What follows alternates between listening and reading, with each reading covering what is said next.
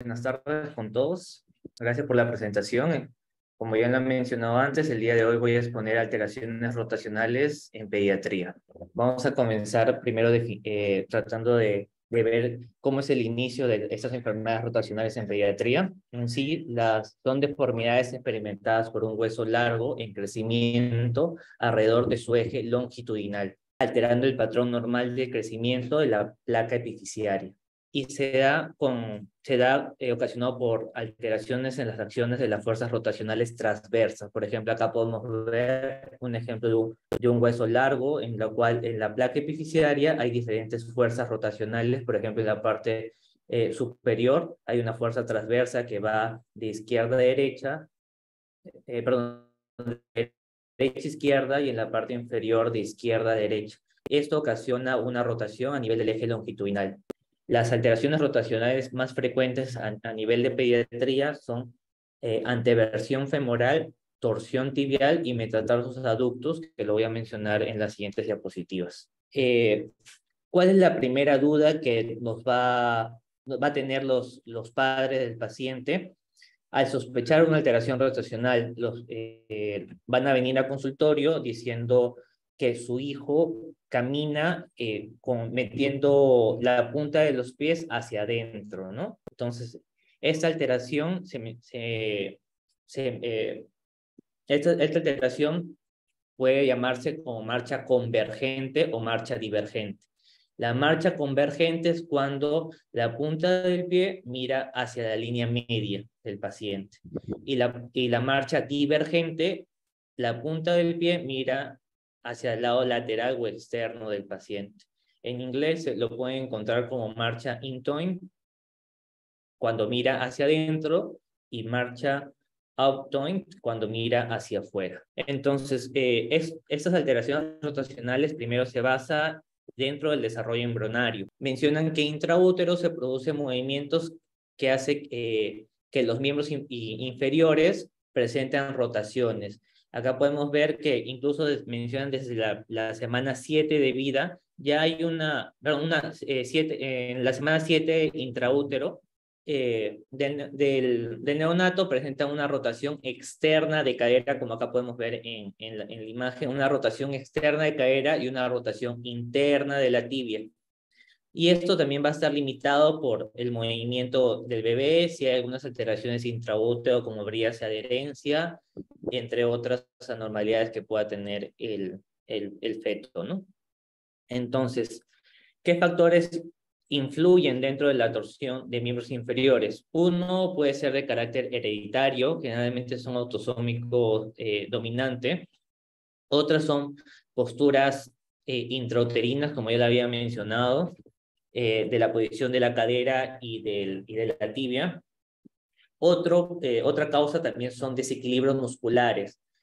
Por ejemplo, en los casos de la anteversión femoral hay un equilibrio generalmente normal entre los rotadores externos y rotadores internos de cadera. En el caso de la anteversión femoral va a haber un desequilibrio de esos músculos rotadores de cadera. Entonces, por ejemplo, en las hipotonías va a haber un desequilibrio muscular, en las hipertonías, si presenta un traumatismo o una alteración en algunos músculos, cuando hay fibrosis muscular, entre otros. También se puede ocasionar alteraciones en la torsión, por ejemplo, en pacientes con hiperlaxitud o con enfermedades tisulares, debido a que no hay una estabilidad a nivel ligamentaria de las articulaciones, como son de la tibia y de la cadera.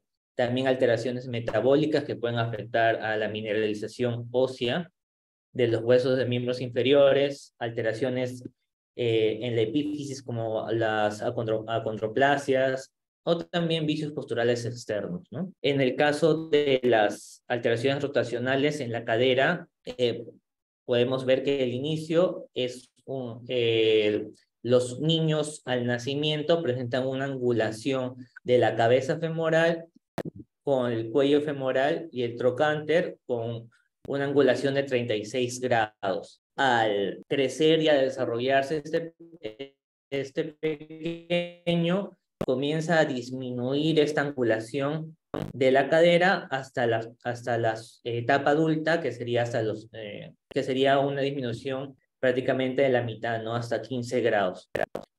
También mencionan que en estos casos de anteversión femoral no ocurre esta disminución de la angulación de la cabeza femoral. Entonces hay un retraso de esta angulación y por eso que el paciente mete su pie hacia adentro, ¿no? Tiene una marcha convergente. Acá podemos ver otra imagen de la cadera en un paciente que tiene anteversión femoral. Podemos ver que el ángulo formado por los cóndilos y formado por la cabeza femoral y el cuello femoral, podemos ver que es un ángulo mayor, ¿no? A un ángulo normal, que ya lo había mencionado, que en adultos es 15 grados. ¿Cómo podemos identificar estas alteraciones como son la anteversión femoral? Con un examen físico simple. Acá podemos ver que el paciente está en decúbito prono y hacemos dos movilizaciones. Uno es rotación interna de cadera, como podemos ver en la imagen A, y rotación externa de cadera, como la imagen B. Entonces, un aumento de la rotación interna de cadera indirectamente nos indica que tiene anteversión femoral. Entonces, como ya lo había mencionado, un aumento, generalmente en niños y niñas la rotación interna y externa generalmente es entre 40 y 45 grados. En general, la sumatoria de estas dos rotaciones es 100 grados, pero al encontrarse una rotación interna de cadera aumentada, o sea, hacia el lado externo, una rotación interna de cadera mayor a 70 grados, ya indica una anteversión femoral. Cuando es de 70 a 80, indica una anteversión femoral leve. Cuando es esta rotación interna de 80 a 90 moderada y 90 más sería severa. También considerar que mientras más está aumentada la rotación interna de cadera, menor va a ser la rotación externa. ¿Por qué? Porque la sumatoria de estos dos en la mayoría de pacientes va a ser 100 grados, independientemente que tenga anteversión femoral o no. ¿En qué pacientes está aumentada? Hay más de 100 grados de esta rotación interna y externa. Por ejemplo, en los pacientes con hipermovilidad, ¿no? O hiperlaxitud. En estos pacientes, como hay una estabilidad ligamentaria a nivel de la cadera, va a estar aumentada tanto la rotación interna como externa. En cuanto a la torsión tibial, que es alteraciones en la rotación de la tibia, mencionan que a partir de las 20 semanas intraútero tiene aproximadamente 20 grados de torsión interna y va disminuyendo progresivamente hasta 2 o 5 grados al nacimiento, ¿no? Y típicamente es interna durante la infancia y se vuelve más externa al crecimiento y al paciente adquirir bipedestación y marcha y a generar una carga de peso. Y generalmente esta rotación externa continúa hasta los 8 o 10 años. En cuanto a cómo diagnosticamos torsión tibial, mencionan de que tenemos que medir el ángulo muslo-pedio. Como su mismo nombre lo dice, hacemos una línea a nivel medial en la zona del muslo y a nivel medial en la zona de la planta del pie, formando el ángulo muslo-pedio. Este ángulo generalmente es de -5 a más 30 grados, que son ángulos normales. Como acá podemos ver, un ángulo aproximado de 10 a 15 grados. En cambio, en los pacientes que tienen torsión tibial, al estar el paciente en prono y al medir el ángulo muslo-pedio, podemos ver de que está los pies mirándose hacia adentro, ¿no? Entonces, tendría un ángulo negativo. Ya una torsión tibial leve es -5 grados, una torsión tibial moderada de -10, y una torsión tibial grave sería -15, ¿no? -15 grados. En algunos casos, por ejemplo, los pacientes que tienen anteversión femoral, como acá podemos ver en esta imagen, anteversión femoral, esta paciente tiene una rotación interna aumentada y pueden presentar una sedestación en W, como acá podemos ver, es una posición típica de los pacientes que tienen anteversión femoral, pacientes que se sientan en W. Cuando son severas, generalmente la tibia comienza a tener una actitud compensatoria. Como ya lo había dicho antes, la tibia se va rotando externamente, pero en ciertos casos, como para compensar la anteversión femoral severa, la tibia comienza a aumentar una rotación externa de la tibia, ¿no? Entonces, por ejemplo, acá podemos ver que el paciente al tratar de alinear en la foto C, por ejemplo, al tratar de alinear las rótulas y alinear el muslo, podemos ver que tiene una rotación externa de la tibia aumentada. Pero, por ejemplo, al tratar de alinear los pies, podemos ver que las rótulas están mirándose entre sí. Se le llama este signo de la rótula en King. Esto, como lo vuelvo a mencionar, esto pasa cuando tiene una anteversión femoral severa y la tibia trata de compensar esa anteversión femoral rotando externamente la tibia, ¿no? También hay las clasificaciones de las deformidades torsionales también se pueden poner simples, que puede ser en un solo nivel, por ejemplo, solo en la anteversión femoral, que podemos ver una alteración en cadera, o podemos ver una deformidad torsional compleja, que son en múltiples segmentos, que puede ser añadidas, como son, que puede tener en el mismo miembro, anteversión femoral y torsión tibial. O puede ser compensadoras, ¿no? Como el caso que ya lo había mencionado con anterioridad, una anteversión femoral severa con una rotación externa, ¿no? De la tibia. También una de las enfermedades rotacionales que también podemos ver son el metatarsus adductus. Podemos ver que en la zona medial del pie, en la zona de mediopie y antepié, podemos ver una rotación interna, ¿no? De estas estructuras del pie, que generalmente en los primeros meses de vida es algo fisiológico, pero lo que tenemos que tomar en cuenta es si esta deformidad en la desviación del pie es flexible o no es flexible. Simplemente tratando de posicionar el pie y con una mano a nivel de la zona de antepié tratar de corregir esta deformidad como lo podemos ver en esta imagen. Sí, acá trazamos imaginariamente una línea media, como acá podemos ver, una línea media. Si nosotros al reducir esta deformidad pasa la línea media, o sea, por ejemplo en esta imagen pasa hacia la izquierda, la línea imaginaria que estamos poniendo a nivel de la mitad del pie, si pasa hacia la izquierda se considera un metatarsus adductus flexible. Si no pasa la línea media, se considera un semiflexible. Y si no no disminuye esta deformidad, al hacer esta maniobra, se considera un metatarsus adductus rígido. En el caso de que, para medir la severidad, acá podemos ver que ponemos la línea media en la zona del pie. Podemos ver que el punto medio pasa entre el segundo y tercer dedo del pie. Un metatarsus adductus leve pasa a nivel del tercer dedo del pie. Un metatarsus adductus moderado pasa entre el tercer y cuarto dedo del pie, y un metatarsus adductus severo pasa a nivel del cuarto y quinto dedo del pie, ¿no? Entonces así podemos distinguir las severidades del metatarsus adductus. Pero para el tratamiento en sí tenemos que dividirlo en metatarsus adductus flexible, metatarsus adductus semiflexible y metatarsus adductus rígido.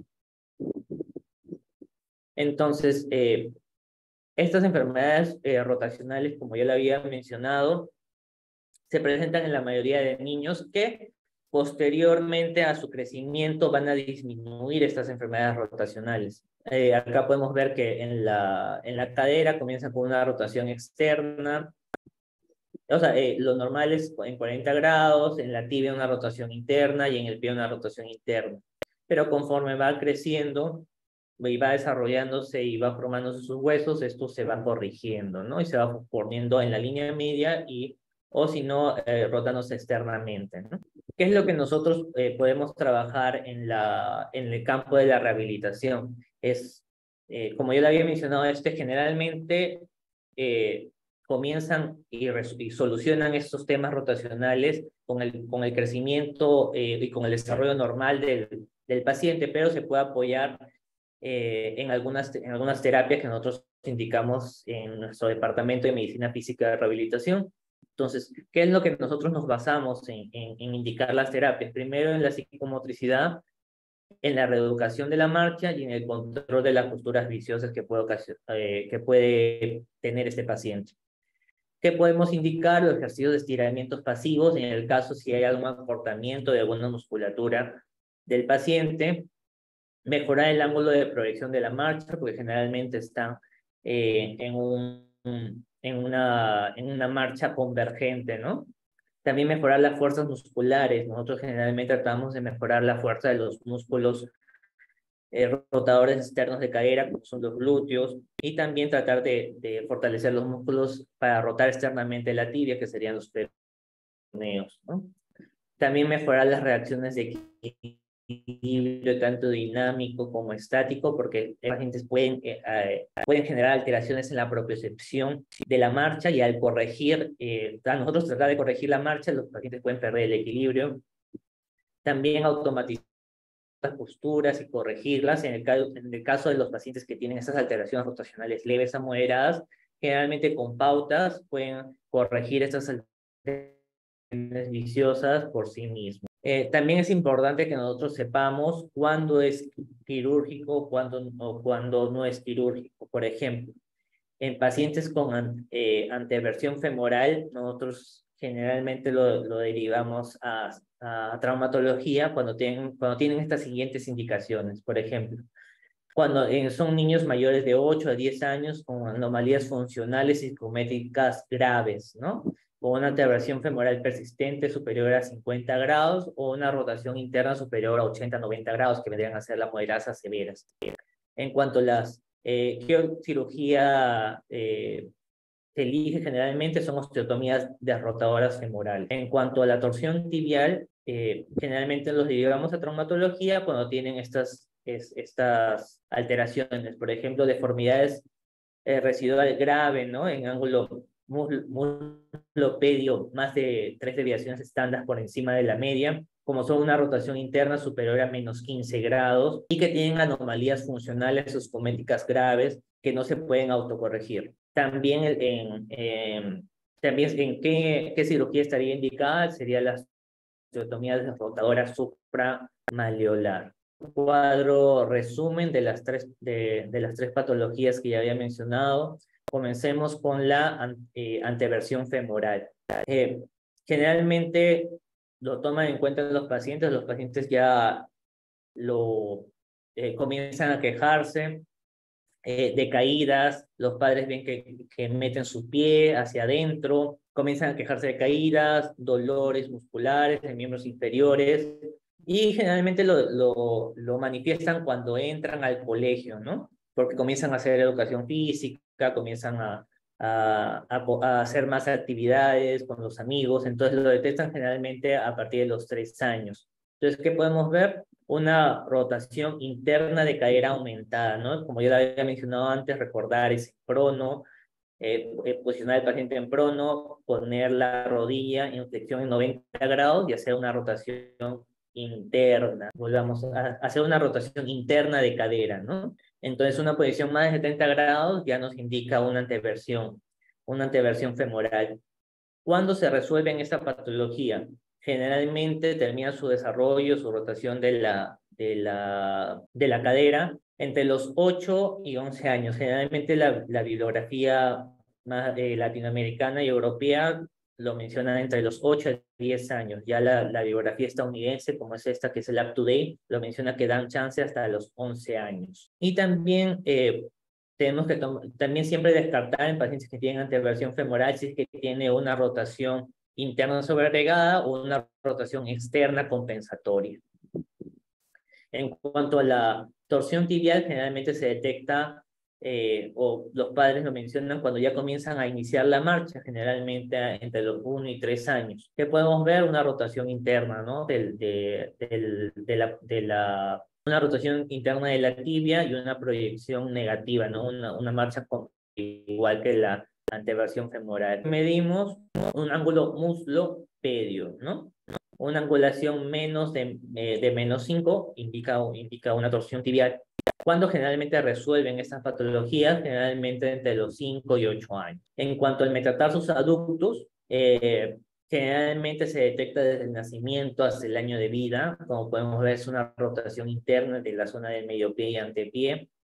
Lo principal, como ya lo había mencionado antes, diferenciar el metatarsus adductus flexible, semiflexible y rígido. En pacientes que tienen pacientes que tienen el metatarsus adductus rígidos, esto generalmente siempre lo derivamos a traumatología, ¿no? Porque rígido es poco probable que fisiológicamente resuelva. Entonces, estos pacientes sí o sí tienen que ir a evaluación por traumatología y considerar una cirugía. En cuanto a los pacientes que tienen metatarsus adductus semiflexible, generalmente se indica ejercicios de estiramientos de la musculatura del pie. También se le puede indicar algún tipo de ortéticos para mantener la posición central y hacer un monitoreo constante, ¿no? Generalmente hacer un monitoreo cada mes o cada 2 meses. Generalmente esperamos que se resuelva en un periodo de 6 meses desde el inicio de la detección del metatarsus adductus. Y generalmente la mayoría de pacientes, entre los 80 y 85 pacientes resuelven, 80-85% de los pacientes resuelven al año, ¿no? En el caso de un metatarsus adductus flexible, generalmente ya es más monitoreo, y es controles rutinarios, ¿no? También para ver la resolución de este problema, ¿no? Unas recomendaciones generales que les puedo dar es que siempre tranquilizar a los padres, ¿no? Si son patologías leves a moderadas, tranquilizar a los padres y mencionarles que ese es un desarrollo normal, una rotación normal de las caderas, de la tibia y del pie, y que se va a ir solucionando conforme el pequeño vaya creciendo, ¿no? Siempre también hay que tomar en cuenta estas alteraciones rotacionales también generan desequilibrios musculares, ¿no? Entonces, estos desequilibrios musculares en algunos pacientes van a ocasionar dolor, aumento de caídas. Entonces, por eso en esos casos sí es necesario que pase por un médico rehabilitador para considerar el inicio de terapias o alguna medicación o pautas para corregir en estas posiciones y en algunos casos para ver la causa del dolor y si hay alguna otra patología de fondo, ¿no? Ocasionando este dolor, ¿no? Y siempre tener en cuenta las edades también, hasta qué edades es normal que se desarrolle estas rotaciones, ¿no? Entonces eso sería todo de mi parte. Muchas gracias por su atención y no sé si habrá alguna pregunta. Bueno, tenemos una pregunta de la participante Erika Andrea, quien nos consulta. ¿Qué complicación se puede presentar en estas alteraciones? Sí, referente a la primera pregunta, que son las alteraciones rotacionales en parálisis cerebral, esto en pacientes con parálisis cerebral ya sale de todo lo que he explicado el día de hoy, porque son alteraciones fisiológicas rotacionales, ¿no? Entonces, esto sale fuera de lo normal. Generalmente, cuando el paciente tiene una alteración rotacional en parálisis cerebral, generalmente está ocasionado por un desequilibrio muscular y por un aumento de la espasticidad de ciertos músculos o por alguna alteración rotacional patológica. Entonces, en este tipo de casos no podemos esperar al desarrollo normal, ¿no? De cualquier otro niño. Entonces, en este tipo de casos sí tenemos que considerar uno, si ha sido por una aumento de espasticidad de ciertos músculos. En ese tipo de casos podríamos indicar algún tipo de terapia en específico y dependiendo del tipo de espasticidad o del grado de la espasticidad podemos indicar aplicaciones de toxina botulínica en músculos selectos. Y en la mayoría de casos también en casos con niños con parálisis cerebral se indica twisters, también que son un tipo de ortéticos externos, o también cuando son severos los derivamos a traumatología también para considerar algún tipo de cirugía derrotadora, ¿no? En el caso de la segunda pregunta, ¿qué complicaciones se puede presentar en estas alteraciones? Generalmente entre el 80-90% de los pacientes termina resolviendo estas alteraciones rotacionales. Pacientes que no tienen ninguna patología sobreagregada, ¿no?